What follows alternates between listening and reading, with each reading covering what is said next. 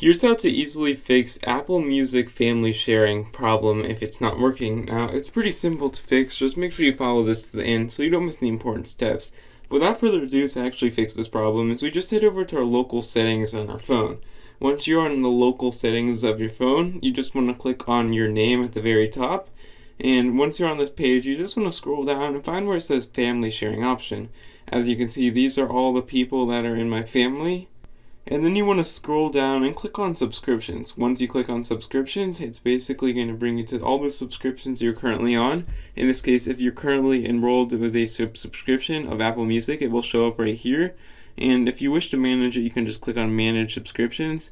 But if you're not, you just click on Apple subscriptions, and as you can see, you basically want to add it here. But if it was already on here, you'd basically just click on it and basically show you all the information to sign in / cancel and fix Apple Music. If you found this video helpful, leave a like down below and subscribe to the channel if you're new.